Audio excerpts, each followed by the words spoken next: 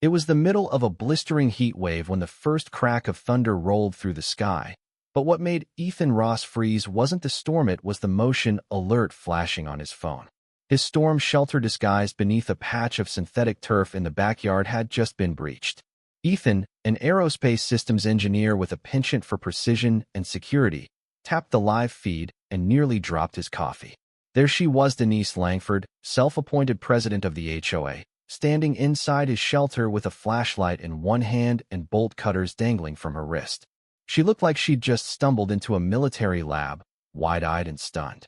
And then, as if on cue, the shelter door hissed and shut behind her. The biometric lock engaged, sealing her underground 3 feet below the surface just as the thunderstorm crept closer. Ethan stared at the feed in disbelief. Denise, the same woman who'd spent months harassing him with HOA citations over visual disturbances, had broken into his federally funded, fully permitted storm shelter. And now she was trapped in it like a nosy raccoon. For a moment, Ethan wondered if he should grab popcorn. The irony was cinematic. It wasn't sudden. This had been brewing ever since Ethan installed the shelter. Denise had treated it like a personal affront to her suburban dominion, despite it being invisible and completely compliant. Ethan had received the grants, passed the inspections, and filed every paper twice over. But to Denise, legality didn't matter. If she didn't approve it, it didn't belong. Earlier that morning, Ethan had been at his usual cafe when his home security app lit up with alerts. Denise and her 2 sidekicks, Barry and Jolene, were creeping around his backyard, clipboard in hand like they were performing some covert op.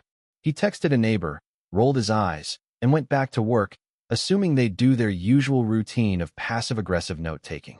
He underestimated her arrogance. Denise thought she could force open an F5-rated storm shelter with bolt cutters from the dollar bin. What she didn't know was that the emergency hatch had a tamper response system if forced. It would open for 30 seconds, then auto-lock from the inside until manually reset. Denise triggered it perfectly. Her mission had been simple: sneak in, snap a few evidence photos, send them to the HOA attorney. Instead, she got trapped in a tech-heavy chamber outfitted with LED lighting, stocked emergency supplies, and enough surveillance gear to monitor a small embassy. Her victory pose turned into a full-blown panic as she realized she was locked in with no cell signal and no way out. Outside, Barry and Jolene lurked nervously near the property line, not daring to follow her in. Ethan, watching from his phone, took his time getting home. He filled up his tank, grabbed a smoothie, and waited. He wanted Denise to marinate in her own mess. By the time he arrived, the clouds had blackened, and the first fat raindrops were falling. Jolene and Barry waved awkwardly from across the street as Ethan approached his shed, which concealed the shelter's override panel. He tapped into the speaker system, let Denise's voice echo into the open air. "This is illegal imprisonment. Let me out right now." Ethan pressed the intercom button and spoke calmly. "You are trespassing on a federally protected emergency facility. Please remain calm. Authorities have been notified." Denise's scream could have cracked drywall. Ethan hadn't even called anyone yet, but he did now. The sheriff's department picked up on the first ring. Once they learned it was a federal disaster shelter and not just a backyard panic room, they sent deputies and a federal investigator. Within 20 minutes, 2 patrol SUVs rolled up, lights slicing through the growing storm. The lead deputy, a no-nonsense man named Officer McKinley, reviewed Ethan's thick stack of documentation and nodded grimly. "So she broke in during an active storm alert and got herself locked inside a federal facility?" Ethan nodded. "And you have footage?" Ethan played it. The deputy whistled. "All right, boys, let's go pull her out before she files a noise complaint against the atmosphere." They approached the hatch, trying to calm Denise through the speaker. Her response? Ranting about civic duties, discrimination, and HOA rights, all while soaked and furious. The officers overrode the system, and the heavy door opened with a slow groan. Denise emerged looking like a soggy cat. Her soaked, keep-it-tidy t-shirt clung to her as she jabbed a finger at Ethan, screaming about inspections and authority. That's when Officer McKinley cut in. "Ma'am, you are under investigation for unlawful entry, tampering with emergency infrastructure, and interfering with federally protected property. Hands where I can see them." She froze. The look on her face was almost cartoonish.